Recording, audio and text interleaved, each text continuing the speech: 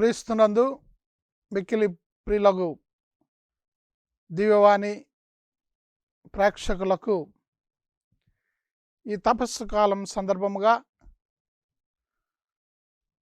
ఈ వాక్య పరిచర్యకు మిమ్మల్ని ప్రేమపూర్వకంగా ఆహ్వానిస్తూ ఉన్నాం. ప్రియులారా, మొదటి అంశముగా తపస్సు కాలము, కృపాకాలము, అనుగ్రహ కాలము అనే అంశాన్ని మనం చూద్దాం. పాస్కా మహోత్సవాన్ని మనం చక్కగా జరుపుకోవటానికి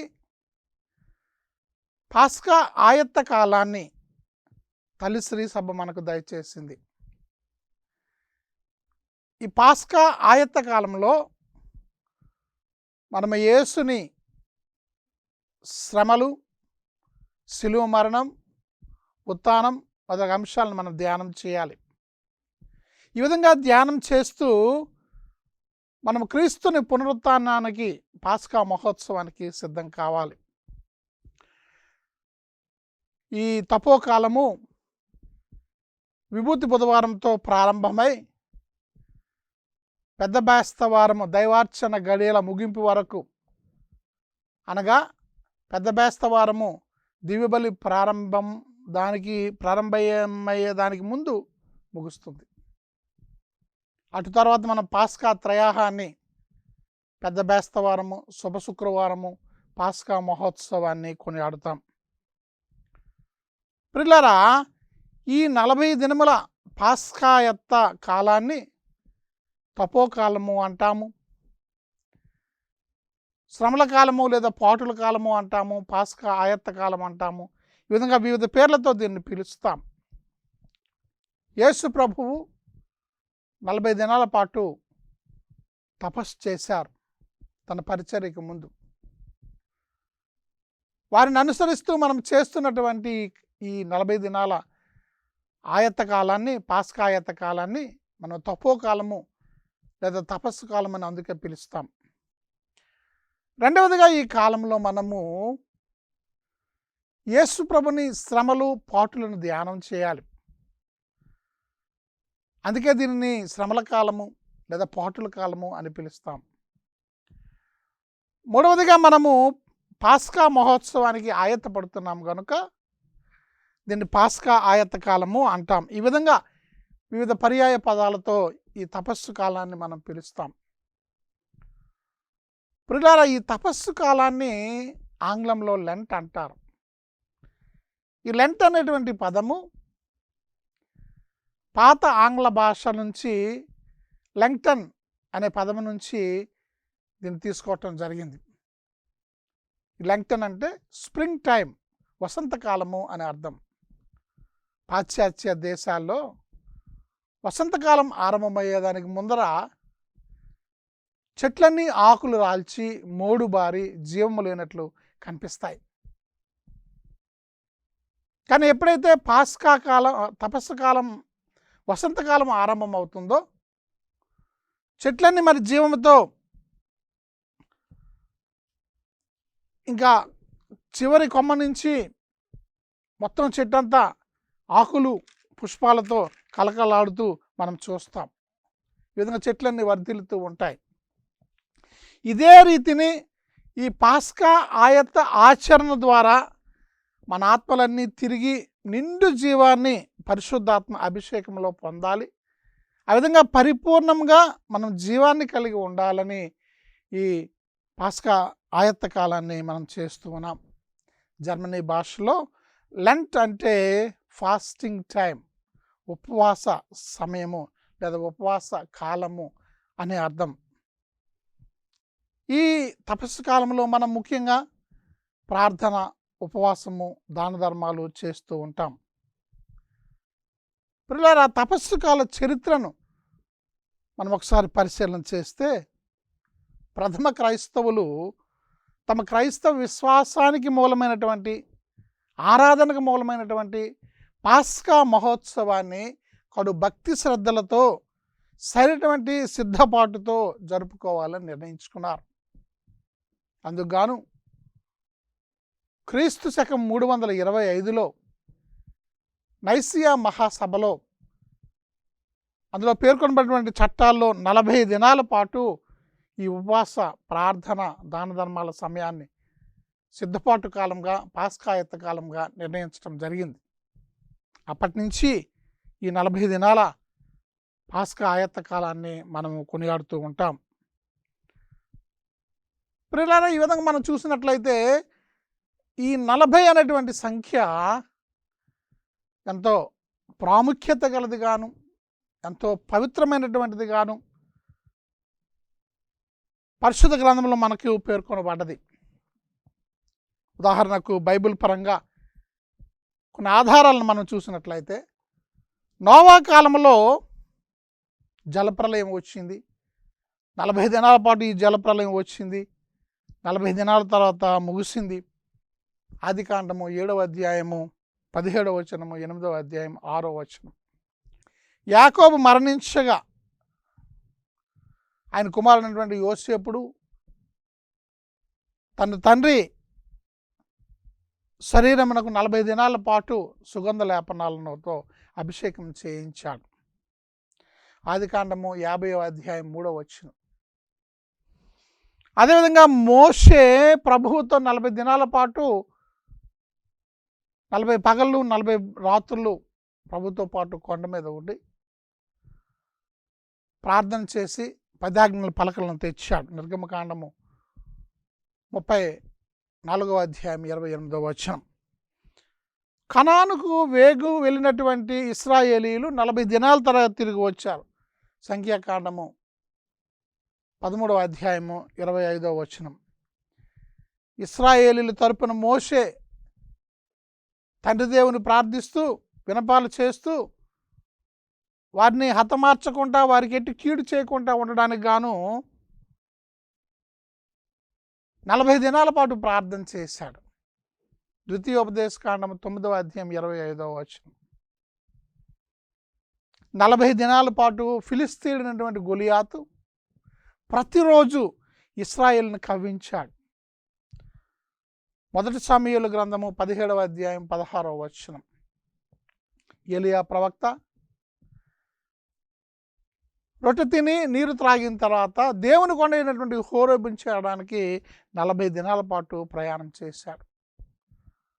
1 రాజుల గ్రంథము 19వ అధ్యాయము 8వ వచనం. యెహెజ్కేలు గ్రంథంలో ప్రభువైన యావే యెరూషలేము ముట్టడి గురించి చెప్తూ ఇశ్రాయేలులకు ఆ విషయాన్ని తెలియచేయమని కుడి ప్రక్కకు మళ్ళీ పడుకొని యూదా వారి దోషములను 40 దినాల పాటు వారికి తెలియచేయాలని ప్రవక్తకు దర్శనంలో తెలియచేశారు. యెహెజ్కేలు గ్రంథము 4వ అధ్యాయం 6వ వచనం. ప్రియులారా, యోనా ప్రవక్త నినివే పట్టణం నాశనం అయిపోతుంది, 40 దినాల్లో నాశనం అయిపోతుంది, కనుక మీరు పాపం నుంచి వైదొలగండి, మారు మనస్సు చెందండి, మీ హృదయాలను మార్చుకోండి అంటూ నినివే పౌరులకు తెలియచేశాడు. యోనా గ్రంథము 3వ అధ్యాయము 4వ వచనం. తాను పరిచర్య ప్రారంభించబోయే ముందు యేసు ప్రభువు వారు ఏమియూ తినక త్రాగక ప్రార్థన చేస్తూ ఉపవాసం చేస్తూ ఎడారిలో గడిపారు. లూకా సువార్త 4వ అధ్యాయము 2వ వచనము, మత్తయి సువార్త 4వ అధ్యాయము 2వ వచనం. యేసు పునరుత్థానానంతరము 40 దినాల పాటు శిష్యులకు కనిపించి తాను సజీవుడని చెప్తూ దైవరాజ్య విషయమై వారికి అనేక విషయాలు తెలియచేశారు. అపోస్తల కార్యములు 1వ అధ్యాయము 3వ వచనం. ప్రియులారా, ఈ 40 దినాల్లో పుణ్యకాలంలో మనం ప్రార్థన, ఉపవాసం, దాన ధర్మాలు చేస్తూ గడపాలి. ముఖ్యంగా పవిత్ర బైబిలును పఠించటం, పాటించటం, ప్రకటించటం చేయాలి. అనుదినము దైవవాక్కు ధ్యానం ఒక అలవాటుగా మనం చేసుకోవాలి, అలవాటుగా మలచుకోవాలి. పై ప్రవర్తన ద్వారా మనమందరము ఇంద్రియ నిగ్రహము, ఆత్మ నిగ్రహ శక్తిని పెంచుకొని, సెల్ఫ్ కంట్రోల్ని పెంచుకొని మన జీవితాల్లో ప్రభువును కనుగొనడానికి మనము ప్రయత్నం చేయాలి. కేవలం విలాసవంతమైన ఖరీదైనటువంటి హైఫై లైఫ్, ఆధునిక జీవితాన్ని త్యాగం చేయటమే మాత్రమే కాక దానితో పాటు క్రీస్తుకు విశ్వాసపాత్రమైనటువంటి శిష్యులుగా యథార్థంగా హృదయ పరివర్తనం చెందడానికి మనము కృషి చేయాలి. ప్రియులారా, మనం బాప్తిసం తీసుకునేటప్పుడు బాప్తిస్మ జలాల్లో క్రీస్తుతో పాటు మరణమునకు, చెడుకు, పాపమునకు మరణించి క్రీస్తుతో పాటు ఉత్థానం అవుతాం. ఆ విధంగా పాప జీవితాన్ని విడిచిపెట్టి ఈ తపస్సు కాలంలో మనం నూతన జీవితాన్ని జీవించడానికి ప్రయత్నం చేయాలి. అందుకు కావలసినటువంటి ఆత్మ పరిశీలన చేసుకోవాలి. పౌలు గారు రోమీలకు వ్రాసిన లేఖ 6వ అధ్యాయం 8 నుంచి 11 వచనాలు. ప్రియులారా, ఈ కాలంలో మాంసమును భుజింపక ఉండుటయే కాక ఆత్మ నిగ్రహం, పాప పశ్చాత్తాపంలో భాగముగా మన ఉపవాసము, ఇతర భక్తి కార్యాలను చేయటానికి ప్రయత్నం చేయాలి. క్రీస్తునందు ప్రియులారా, ఈ కాలంలో తరచుగా పాప సంకీర్తనం అనేది మనం చేసి కడు యోగ్యముగా దివ్య సప్రసాదాన్ని స్వీకరించడానికి ప్రయత్నం చేయాలి. మంచి పాప సంకీర్తనం చేసి హృదయపూర్వకంగా పాపాలు ఒప్పుకొని యోగ్యంగా ప్రభు భోజనాన్ని స్వీకరించుటకు ఇది చాలా మంచి సమయం. పాస్కా మహోత్సవమున క్రీస్తు ఉత్థానాన్ని కొనియాడాలంటే ఈ తపస్సు కాలంలో యేసు ప్రభువుల శ్రమలను గూర్చి, ఆయన శిలువ మరణాన్ని గూర్చి మనం ఎంతగానో ధ్యానం చేయాలని తల్లి శ్రీ సభ ఆహ్వానిస్తూ ఉన్నది. ఈ కాలంలో చక్కని పాప సంకీర్తనాలకు తయారవడం కోసము మనకి చాలా మార్గాలను ప్రభు మన ముందు ఉంచుతూ ఉన్నారు. 10 ఆజ్ఞలు ధ్యానం చేయటం, శ్రీసభ చట్టాలను ధ్యానం చేయటం, తిరుసభ కట్టడలను ధ్యానం చేయటం, ముఖ్యంగా దైవ వాక్కులో సువార్తలు 4, ఈ 4 సువార్తల్లో యేసుప్రభుని పాటలు, శ్రమలు, మరణం, ఉత్థానం ఉన్నాయి. వీటి మీద మనం ధ్యానం చేయాలి. ఫిలిప్పీలకు వ్రాసినటువంటి లేఖల్లో మనం చూస్తాం యేసుప్రభు ఎట్లా తనను తాను తగ్గించుకున్నారు. హెబ్రీ కార్డులో మనం చూస్తాం యేసుప్రభు ఎలా తనను తాను తగ్గించుకున్నారు, శ్రమలకు లోనయ్యారు. అదే పాత నిబంధనలో చూస్తే యెషయా గ్రంథంలో మనం చూస్తాం బాధామయుడైనటువంటి సేవకుడైన యేసు ప్రభుని గురించి 4 గీతాలు ఏ విధంగా తెలుపబడ్డాయో వీటన్నిటిని మనం ధ్యానం చేస్తూ యేసు ప్రభు వారు మన కోసం ఎంతగా శ్రమల పాలయ్యారు, మన కోసం ఎంతగా మరణ చింతనకు గురయ్యారు, మరణించే ముందు ఎంత మనోవేదనకు గురయ్యారు అనేటువంటి విషయాన్ని మనము ధ్యానం చేయాలి. ధన్య కార్డినల్ న్యూమ్యాన్ గారు అంటారు, యేసు ప్రభువు తన మనస్సులో ఎంత వేదన, ఎంతో శ్రమ అనుభవించారు అని తన రచనల్లో ఆయన చెప్పారు. యేసు తన అంతరంగములో పడిన ఆ శ్రమను మానవ మాటలు కానీ మానవ భాష కానీ వర్ణింపలేదు. ఆయన ఒక మనిషిగా, ఒక దేవునిగా ఎంతో మనోవేదనకు, ఎంతో చింతకు ఆయన లోనయ్యారు అని తెలియచేశారు. పిల్లరా, నేడు డిజిటల్ యుగంలో ఉన్నాము. ఈ డిజిటల్ యుగంలో మనకి మంచి మంచి చిత్రాలు, ఉదాహరణ ప్యాషన్ ఆఫ్ క్రైస్ట్, క్రీస్తుని శ్రమలు, అదేవిధంగా ధన్య ఆన్నే క్యాథరిన్ ఆమెరిచ్ అనేటువంటి ఆమె దర్శనాలు, పాత ఇంగ్లీష్ చిత్రాలైనటువంటి జీసస్ ఆఫ్ నాసరెత్, అదేవిధంగా బెన్హర్, ఇట్లాంటి చిత్రాలను చూసి రక్షణ చరిత్రలో యేసు ప్రభు మన కోసం, దేవుడు మన కోసం ఎంతగానో శ్రమించారు, ఎంత ప్రేమను, ఎంత కృపను మన పట్ల చూపారు అనే విషయాలను మనము ధ్యానం చేయవచ్చు. ఫౌస్టినా అమ్మగారికి దయచేసినటువంటి పలు దర్శనాల్లో దివ్యకారుణ్య మూర్తి అయినటువంటి యేసు ప్రభువు మనం మారు మనస్సు పొందేటప్పుడు మన రక్షణ కోసం ఆయన ఏ విధంగా వేచి ఉన్నారు అనే అంశాలను మనం చూస్తాం. పాపి అయిన మనిషి ప్రార్థించగానే ఆ క్షమాపణను దయచేయటానికి యేసుప్రభు వారు నిత్యం సిద్ధంగా ఉంటారు అనే అంశాలను ఫౌస్టినా అమ్మగారి రక్షణ చరిత్రలో మనం వారు వ్రాసినటువంటి రచనల్లో మనం చూస్తాం.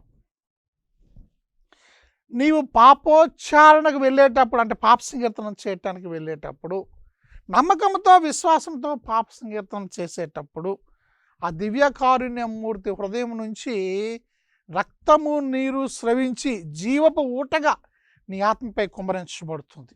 ఆ విధంగా నీ ఆత్మ దివ్యకారుణ్యములో తేలియాడుతుంది. నీ ఆత్మ దివ్యకార్యంలో సంపూర్ణంగా నింపబడుతుంది. నీవు పాప సంకీర్తన చేసేటప్పుడు నీకంటే ముందు యేసుప్రభు అక్కడ సిద్ధంగా ఉంటారు. గురువు రూపంలో సిద్ధంగా ఉంటారు. గురువులో దాగి ఉంటారు. నేనే స్వయంగా నీ ఆత్మపై నా వరాలను కుమ్మరిస్తాను అని ప్రభువు అంటూ ఉన్నారు. ఇచ్చట పాప సంకీర్తనలో 2 అంశాలను మనము ధ్యానం చేసినట్లయితే పాపి అయిన మానవుని దౌర్భాగ్య హృదయము, దేవుని మిక్కిలి దివ్య కారుణ్యం, ఈ 2 అంశాలు కలుసుకోవటాన్ని మనం చూస్తాం ప్రియులారా పాప సంకీర్తనంలో. స్వీడన్ దేశపు పునీత బ్రిజిత్ అమ్మగారి 15 దర్శనాల్లో మనం చూసినట్లయితే విశ్వాసి దేవునికి దగ్గరగా వెళ్ళడానికి, మానసికంగా ఆయన దేవునికి దగ్గర కావటానికి మంచి పాప సంకీర్తనం అనేది చాలా ముఖ్యమని ఆ అమ్మగారు, బ్రిజిత్ అమ్మగారు తెలియచేశారు. పోప్ బెనడిక్ట్ 16 గారు జీసస్ ఆఫ్ నాజరేత్ అనే తన రచనల్లో 5 భాగాల్లో మనం చూస్తే క్రీస్తుని జీవితాన్ని గురించి, ముఖ్యంగా ఆయన జననం గురించి, ఆయన శ్రమల గురించి, ఆయన శిలువ మరణం గురించి, ఆయన ఉత్థానం గురించి చాలా చక్కగా వివరించారు. ఈ రచనలు కూడా మనకి ఎంతగానో ఉపయోగపడతాయి. మరి యేసు ప్రభుని శ్రమలను గురించి ధ్యానం చేసేటప్పుడు వ్యాకుల మాత 7 వ్యాకులాలను, మరియ తల్లి 7 వ్యాకులాలను కూడా మనం మర్చిపోకూడదు. ఓ స్త్రీ, ఇదిగో ఒక ఖడ్గము నీ హృదయాన్ని దూసుకొని పోతుంది అని సిమియోనుడు ఆ ప్రవక్త పలికినటువంటి వచనాలు రక్షణ చరిత్రలో ఆ తల్లి హృదయాన్ని గాయపరిచాయి. మరియమాత దేవుని కృపలన్నిటినీ మనకి తీసుకొని రావటంలో ఆమె మధ్యవర్తినిగా, Mother Mary Mediatrix of all graces, అన్ని కృపలు మనం పొందటానికి ఆమె నిత్యం మన కోసము ప్రార్థన చేస్తూ ఉన్నారు అనే అంశాన్ని మనము గుర్తెరగాలి. లోక 2వ అధ్యాయము 28 నుంచి 35 వచనాలు. ఓపూస్ దేయి ఫౌండర్ గారైనటువంటి సెయింట్ జోస్ మరియా ఎస్క్రివా ఆయన క్రీస్తు ప్రభు శ్రమల గురించి చాలా ధ్యానం చేశారు, చక్కగా వివరణ చేశారు. ఆయన అంటారు, Christ death is the Christians life. క్రీస్తు మరణమే క్రైస్తవునికి జీవం. అంటే ప్రియులారా, క్రీస్తు మరణాన్ని గురించి మనం ధ్యానం చేస్తూ మనలో ఉన్నటువంటి పాపాన్ని మనం కడుగుకుంటూ పాపపు క్రియలను మనము విడిచిపెడుతూ వాటి పట్ల మన దుఃఖాన్ని కలిగి వాటిని ఒప్పుకున్నప్పుడు మనము శుద్ధి గావించబడతాం.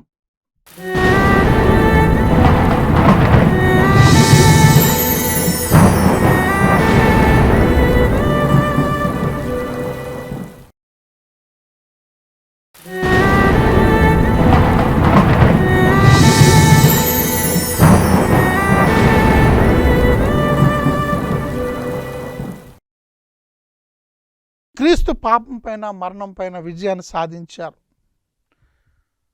ఆయన ఒక మాట అన్నారు, తన స్నేహితుని కొరకు తన ప్రాణమును దారిపోయేవాని కంటే ఎక్కువ ప్రేమ గలవాడు ఎవరు లేరని యేసుప్రభు అన్నారు. అదే మాటను ఆయన జీవితంలో చేసి చూపించారు.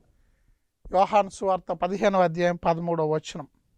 ఈ తపోకాలంలో ప్రియులారా, మనము ప్రభుని శ్రమలను ధ్యానిస్తుండేటప్పుడు ఫౌస్టినా అమ్మగారు ఆ దుఃఖాన్ని గురించి, ఆ శ్రమల గురించి చెప్పేటప్పుడు యేసుప్రభు వారితో చెప్పినటువంటి మాటను ఈ విధంగా అంటున్నారు, నా దుఃఖపూరిత శ్రమలను ధ్యానం చేసేటప్పుడు నేను ఎంతో ఆనందిస్తాను అని ఆ తల్లితో మరి యేసుప్రభు వారు తెలియచేశారు. ప్రియులారా, మన విచారంలో పరిశుద్ధ స్లేవ మార్గం జరుపబడుతూ ఉంటుంది. ఈ పరిశుద్ధ స్లేవ మార్గంలో మన భక్తితో పాల్గొనాలి. కేవలం తపోకాలంలో కాదు, ప్రతిరోజు కూడా ఈ సిలువ మార్గం అనేది మనకి చాలా ముఖ్యం. అదేవిధంగా మరియమాత వ్యాకులాలు, యేసు ప్రభుని పవిత్ర రక్తపు ప్రార్థన, litany of precious blood of Jesus. ఆ విధంగా పునీత అసిసిపుర ఫ్రాన్సిస్ వారు, పునీత అల్ఫోన్సుస్ ది లిగోరి గారు, పునీత ఫౌస్టిన్ అమ్మగారు, ఈ శ్రమలను గురించి, యేసుప్రభు మరణాన్ని గురించి, సిలువ పాటల గురించి ఎన్నో విషయాలను మనకు తెలియచేశారు. ఎన్నో భక్తి మార్గాలను మన ముందు ఉంచారు. వీటన్నిటిని మనం ధ్యానం చేయాలి. ప్రతిరోజు మనం సిలువకు దగ్గర కావాలి, యేసుప్రభు శ్రమలకు దగ్గర కావాలి. ఆ విధంగా మనల్ని మనం నూతనీకరించుకోవడానికి నిత్యం ప్రయత్నం చేస్తూ ఉండాలి. మరి ధన్య మేరీమన్ మఠాధిపతి బ్లెస్డ్ అబౌట్ మేరిమమ్ అనేటువంటి ఒక భక్తుడు అంటాడు, సప్త సంస్కారాలు, తర్వాత దైవార్చన ఆరాధన, దివ్య బలి తర్వాత పరిశుద్ధ శిలువ మార్గము ఎంతో గొప్పది అంటాడు. ఎందుకంటే పరిశుద్ధ శిలువ మార్గములో యేసుప్రభుని శ్రమలు, యేసుప్రభుని బాధలు మనకి కళ్ళ కట్టినట్లు చూపించబడతాయి. ముఖ్యంగా యేసుప్రభుని దుఃఖదేవ రహస్యాలలో ఈ శిలువ మరణము, ఈ బాధలు, ఈ పాటలు అనేవి చాలా పవిత్రమైనటువంటివి అని ఆయన అన్నారు. కనుక శిలువ మార్గాన్ని మనం భక్తితో చేయాలి. శిలువ మార్గంలో మనం తప్పనిసరిగా పాల్గొనాలి. అవసరమైతే అవకాశం ఉంటే ప్రతిదినం కూడా మనం శిలువ మార్గాన్ని వ్యక్తిగతంగా చేసుకోవాలి. ప్రతి బుధవారము, ప్రతి శుక్రవారం ఈ శిలువ మార్గాన్ని తపస్సు కాలంలో మనం మర్చిపోకూడదు.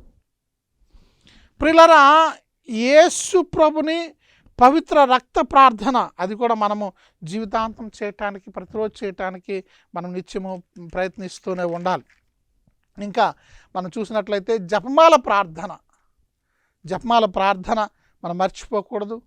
ముఖ్యంగా దుఃఖ దేవరహస్యాలు మనం మర్చిపోకూడదు. ఫలవంతంగా ఈ విధంగా మనము ఈ తపస్సు కాలాన్ని చేయాలంటే 10 సూత్రాల ఫార్ములా అనేది ఒకటి ఉంది. దానిని మీకు చెప్తాను. మన సువార్తల్లో కొన్ని ఫార్ములాలు మనకు తెలుపబడ్డాయి. ఉదాహరణకు కొన్ని సంఖ్యల ఫార్ములా ఉంటుంది. అపోస్తులు అనగానే 12 మంది, దివ్య సంస్కారాలు అనగానే 7, తర్వాత మరి అపోస్తులు 12 మంది, తర్వాత శిష్యులు అనగానే 72 మంది, సువార్తలు అనగానే 4. ఈ విధంగా సామాన్య జనాలకు సైతం అర్థమయ్యేటట్లు కొన్ని సంఖ్యలు ఉన్నాయి, పవిత్రమైనటువంటి సంఖ్యలు. అదేవిధంగా ఈ తపస్సు కాలాన్ని ఆచరించడానికి 10 సంఖ్యలను మనము 10 సూత్రాల ఫార్ములాను మనము కనుగొంటూ ఉన్నాం. మొట్టమొదటిది ఏమిటంటే ఈ ఫార్ములా మనం మర్చిపోకూడదు. ఏమిటది ఫార్ములా? ఇది ప్రార్థనా కాలం. ప్రతిరోజు మనం ప్రార్థనలో ఎదగాలి. ఈ ప్రార్థనా కాలంలో మనల్ని మనం మలుచుకుంటూ యేసుప్రభుకు దగ్గర కావడానికి ప్రయత్నం చేయాలి. మూడవదిగా ఇది ఉపవాసం చేసేటువంటి కాలం. ప్రతి కథోలికులు విభూతి బుధవారం, శుభ శుక్రవారం మాత్రమే కాకుండా ప్రతి శుక్రవారము, కొంతమంది అయితే ఈ 40 దినాలు శుద్ధ భోజనాన్ని ఆచరిస్తారు. మాంసాన్ని భుజించుకుంటా చక్కగా శుద్ధ భోజనాన్ని ఆచరిస్తారు, ఒంటి పొద్దున ఆచరిస్తారు. తర్వాత ఇది క్రమశిక్షణ కలిగి జీవించవలసినటువంటి సమయం ఈ 40 దినాలు. మన స్వార్థానికి, ఐదవదిగా మనము చనిపోవాలి. మన స్వార్థానికి చనిపోవాలి. మన స్వార్థం అనేది మనలో ఉండకూడదు. ఇంద్రియ నిగ్రహాన్ని కలిగి, క్రీస్తు మనస్తత్వాన్ని కలిగి స్వార్థాన్ని విడిచిపెట్టాలి. క్రీస్తు శ్రమలు, శిలువ మరణం నిత్యం మన మదిలో ఉంచుకొని మన స్వార్థాన్ని మనం విడిచిపెట్టాలి. యేసు ప్రభువులో మనల్ని మనం కనుక్కోవాలి. నిన్ను నువ్వు కనుక్కోవాలి యేసు ప్రభువులో. తర్వాత మన బలహీనతలు ఉంటాయి. ఈ బలహీనతలను జయించడానికి మనం చాలాసార్లు ఈ 40 దినాలు వాగ్దానాలు తీసుకుంటాం. ఈ వాగ్దానాలు కొన్నిసార్లు మనం విఫలమైపోతూ ఉంటాం. విఫలమైనంత మాత్రాన నిరాశపడకుండా, అధైర్యపడకుండా ముందుకు కొనసాగుతూ మనము ఈ తపస్సు కాలంలో ముందుకు వెళ్ళటానికి ప్రయత్నం చేయాలి. ఓర్పు వహించాలి. ఏ మనిషి కూడా జన్మతః పాపాత్ముడు కాడు. కనుక ఓర్పు వహించి మనం ముందుకు కొనసాగడానికి ప్రయత్నం చేయాలి. దాన ధర్మాలు చేయాలి. 10వదిగా క్రీస్తు మాదిరిగా ప్రేమను కలిగి ఉండాలి. ముగించుకుందాం ప్రియులారా. ముగింపులో ముఖ్య అంశాలు చూద్దాం. ఈ తపస్సు కాలం 40 దినాల అనుగ్రహ కాలం. ఈ తపస్సు కాలంలో మనం వివిధ పేర్లను పిలుస్తూ ఉంటాం. పాస్కాయత కాలం, శ్రమల కాలం అని పిలుస్తూ ఉంటాం. ఈ తపస్సు కాలంలో మనం ఆంగ్లంలో లెంట్ అంటాము. క్రీస్తు 325 నుంచి ఈ 40 దినాల తపస్సు కాలం అనేది మనకు ఉంది. పవిత్ర బైబిల్లో ఈ 40 అనేటువంటి సంఖ్య ఎంతో ప్రాముఖ్యత కలిగి ఉన్నది. ఈ 40 దినాల్లో మనము సులువు మార్గాన్ని ఆచరించాలి. తర్వాత బైబిల్ను పాటించాలి, ప్రకటించాలి. చక్కనటువంటి పాప సంకీర్తన చేయాలి. యేసు ప్రభువు శ్రమల గురించి ధ్యానం చేయాలి. మరి మాత వ్యాకులాలను ధ్యానం చేయాలి. యేసుప్రభుని పరిశుద్ధ రక్తపు ప్రార్థన, the litany of precious blood of Jesus, పవిత్ర రక్త ప్రార్థన అనేది చేయాలి.